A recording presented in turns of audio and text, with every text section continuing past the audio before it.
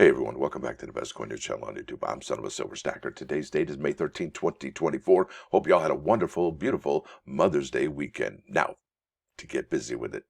If you're new here, don't forget to like, share, and subscribe. We're trying to get to a bazillion subs. After that, let's talk about membership. It's $1.99 a month. That's the price of a cheap cup of coffee. Then you can peruse the Son of a Silver Stacker store. There might just be something you might need. Here we are at moneymetals.com. Gold is down $19 and a nickel to $23.5220. Silver down 8 pennies to $28.27. Platinum up 65 cents to $1,835. And palladium up a quarter to $10.1750. You're looking at in stock American Silver Eagle, whose premium is $8.59. You're going to get out of there for a total of 1 through 39 of $36.86, and they will buy them back for $30.30 each. That's about 7 days almost of a $30 buyback price. That's pretty incredible. But what should it really be?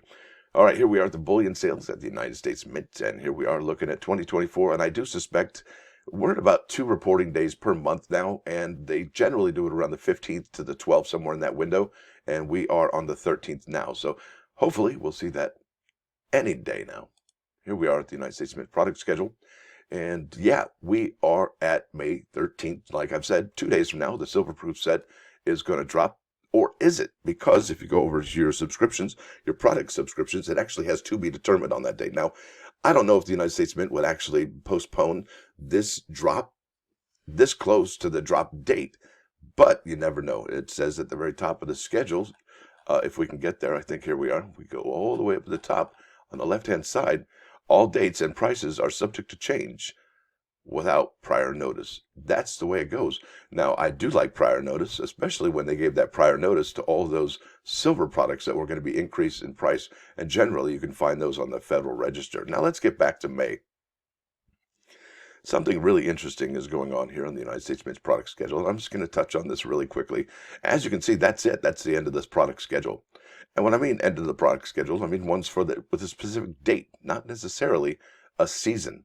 Now, here we are with 24 Echo Mike. That's American Eagle, 1 ounce silver proof coin out of San Francisco, California. Here's the thing. After June 6th, which is, I think, 3 weeks from this Thursday, that's all there is. There's nothing after June 6th. Why is that? I'm not sure. But look at this.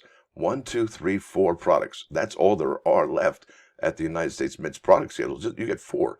Now, clearly, there's obviously more than 4 products, but when are we going to be seeing those listed with a specific date? And wouldn't it be interesting to see some of these products drop at the end of the year, perhaps maybe late November, early December, much like last year's uncirculated set dropped in December. We really had no clue that that was even going to come out last year, if it weren't for one of the possibilities doing the math on the Native American dollars. So we do appreciate that, but we are a little bit concerned as to what was going to go on and, well, what's going to be listed on the Mint schedule after June 6th. Now let's get over here to numismaticnews.net. This is a really cool article. There's also another article. This one's by Numismatic News staff dated May 9th. Title, What Type of Air Coin is Most Interesting and Collectible to You? Even if you don't collect air coins, some of them can be quite remarkable. After that, we'll check out this story here. Dealers sell customers what you want to buy back. Yeah, that's a great article. And if we don't have time for it, I did want to touch base with you. That's by Patrick Heller, also dated May 9th. All right, here we go. Let's get busy with it. This is basically the reader questions about coins and things. All right, there we go. Look at that 1984D. Beautiful toning, right? If you like toning. Double die error penny. Boom. Nice. All right, here we go. The 1995, this is by Jennifer. 1995 double die Lincoln set that I purchased in 2021 is of most interest to me. It is a beautiful high-grade example of the air and was purchased when coin shows resumed after all of the COVID shutdowns. This coin is one of my favorites because it is an heir from my generations. I'm decades too young to remember the 1955 double die, and it was acquired during a very enjoyable freedom trip after a lot of time spent at home without access to coin shows. Yeah, so it was a moment in time, right? It was kind of a beautiful moment, a little bit of freedom. All right, here we go. No air coins are of interest. I see no point in collecting mistakes. Don't we all collect mistakes, though, and call it experience? Yeah, that's what we call it. My favorite air coins to collect were Morgan and Peace dollars. I had roughly 20 plus before I had auctioned them off. Didn't say why. They were hard to come by. But again, the hunt was part of the fun. Okay, folks, isn't the hunt the best part anyway? You know, to chase. It's kind of like when you're dating in the dating scene. The chase is almost the best part. Well, at least half the fun anyway. All right, here we go. Look at this. That was from Coach. Thanks, Coach. 1919 Mercury Dime DDO FS101. Now, folks, this is kind of a big deal. You got to check this out. This person knows their stuff. And this is Dave, address withheld. All right, not discovered until 2015. Thus, most, right? Thus, most are in lower grades due to circulation. Many have been remelted down over the years. Remelted, all right? Because they, right? Right? You see? NGC census show a total of 12 pieces certified. That's nothing. The PCGS census shows a total of 32 pieces.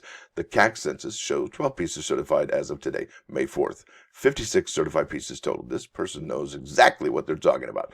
Now, let us do a comparison, say, against the popular heir of the 1916 Buffalo Nickel DDO NGC census 119, PCGS census 207, CAC census 48, 374 total certified pieces. Okay, look at that. Compared to how many? 56. Okay. Yeah, look at the percentage. Big difference, right? What percentage is 56? Is 374 or something along those lines. All right. Or the 1916 Denver Mercury Dime, NGC census 5,982, PCGS 10,137, CAC census 1,017 with 17,136 examples known certified. While the current value of the popular 1916 over 16 Buffalo nickel has been widely published since 19-teens in many publications, the 19 DDO Mercury Dime has remained and still remains one of the out of the limelight. Many collectors and dealers don't even know this obscure piece exists. The 2025 Red Book still has not even published this true rarity in this book. Some information can be found online via YouTube. There you go, folks. So that's really quite a remarkable admission about YouTube. And that YouTube is where you are going to find all the new information that books like the Red Book don't have. And we all know that the Red Book is an invaluable resource. And if you don't know the Red Book, you really should. That should be your launch point into coin collecting. Because coin collecting is all about knowledge, and knowledge is power, and secret knowledge is superpower. This person here has secret knowledge. Obviously, you can tell with the amount of examples that have been certified for that Mercury Dime. Yeah, that's remarkable. And once this story probably gets out, people are going to be like, well, let me check that out. If only one or two of you go check out that new, well, the newly discovered since 2015, which is remarkable, 8 years ago now, or maybe 9 years ago. That's something else, isn't it? Think about that. All right, YouTube's where it's at, and generally speaking, the Numismatic News, Coin World, CoinNews.net, and so on and so forth, they generally do not mention YouTube channels very often as a source, resource for up-to-date information. Isn't that something? But you, listener, that's right, you with the face listening right now, you do know that this is the place to go. All right, let's keep on keeping on this. The true rarity of this coin should and could exceed the value of the 1916 D Mercury Dime. So there you go, folks. 1919 Mercury Dime DDO FS101. Check that out. Did I say it was a 19 or 16? Oh my goodness. Clarification right here, right now, during the video, 1919 Mercury Dime DDO FS101. Come on now. All right, let's keep on keeping on. This one says, I've been a collector since 1958, but it wasn't until 2009 that air collecting grabbed me. The sheer numbers of double die obverse and reverse cents in all four varieties issued that special bicentennial year. You know the one. Those are super amazing Lincoln cents.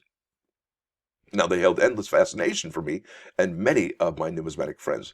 What I realize is that air collecting involves almost every skill needed by professional numismatists in analyzing and attributing coins. Searching rolls of 2009 cents, I amassed a decent collection of these errors, and I decided to write a book about my experiences and include my data from many U.S. Mint LP boxes, LP 1, 2, 3, 4, 5, 1 being the first, 5 being the 2010 Shield cent, okay? LP boxes I purchased. My hope is that interest might be sparked among youngsters who can barely afford the junk box at local coin shows. Folks, if you don't own the LP through 1 through 5, I don't know what you're waiting for. I like them, and I think they are a key date to the Lincoln cents. The 2009 double dies offer an inexpensive way to explore the hobby by searching U.S. Mint rolls known to contain these airs. Almost every 2009 air collector knows that the famous skeletal finger double die reverse WDDR, that's Wexler's, isn't it, is in the LP2 boxes dated 4/23/2009. That's it. Boom. See? Folks, we've been following these boxes, right, with these date codes on them all the time. And we do talk about that when we do find errors. More concentrated in the morning timestamp boxes, all right, early morning. The early morning stuff's best. All right, it is the same with other errors appearing in the specific time and the date combinations LP1 to LP4 U.S. Mint boxes. It has been 15 years, and I still actively search 2009 Lincoln set rolls for errors. That's beautiful. And that was James. All right, excellent article. I vote for the three-legged buffalo nickel. I started collecting in the mid-50s when I was not even a teenager. The Red Book was my nightly reading before lights out, and I would daydream of finding a three-legged buffalo in circulation. Who doesn't, right? That would be amazing. I never did, but I found a local antique store that had one for sale. I saved every nickel from my newspaper routes and hoped that it would not be sold before I had the funds. Hooray, I bought it for $10. Wow. John, score. I like most error coins, but my favorite has to be coins struck on the wrong planchet. Me too, Rick, me too. Especially pennies struck on dime planchets. I find it fascinating that this mistake could happen. I'm interested in Van Morgan's double dies, and they're always a nice find. I have a Mercury dime die clash. That's outstanding. Pretty good article. Now, here we go. I'm just going to go to the bottom because I think I'm running out of time and I'm losing your interest. But here we go. Dealers sell customers what you want to buy back. And I will leave a link in the description for both of these articles. But we are following up on some coin trivia. All right. Now, it says here, answer to the previous coin trivia question from last week. The first U.S. coin to depict an actual female was the Queen Isabella commemorative quarter in 1893. However, the image of Isabella was not necessarily correct. What was the first U.S. coin to bear an identical likeness to a specific female? And that's the SEAG right there. That's Susan B. Anthony dollar, which debuted in 1979. And I remember when that came out, and I was in the arcades playing coin-op video games, the stand-up coin-ops. And yeah, we did not like those Susan B. Anthony's. They were basically the size of the quarter, almost. But really, the only way you could really tell them apart, because it was in the dark, because most video game arcades not well lit, right? Was the edge here. And that's really the basic clue that I was like, yep, that's not it. So, yeah, that's the way it goes. But like I said, I will leave a link in the description for this article, as well as the last one here with the all the, I guess, comments by the letters. Here we go, to the plus ones. Bam, wealth. This is kind of important, folks. You should remember this. A poor man's roast and a rich man's death are smelled from far, far, far away. Think of someone who just won the lottery and you have all these relatives and friends from kindergarten that just came back. Hey, remember me from kindergarten? We used to nap together and eat macaroni and cheese. Yeah, that guy. All right, let's keep on keeping on to 99.9 KOI and Coin News Radio. This is Tom Petty and the Heartbreakers into the Great Wide Open. Hope you dig it. I did see this in concert, the Full Moon Fever concert back in 1989. Wow, I won tickets off the radio by answering a trivia question on pirate radio about Led Zeppelin. Can you dig it? I know I did. Anyway, folks, I want to thank you all for coming. Thanks for dropping by. Don't forget to hit that like button. And if you do like what you're hearing, see, sub the channel. It's free. And if you want to take it to the next level, become a member. It's $1.99 a month. It's like the price of a taco at Taco Bell, right? Stacker out.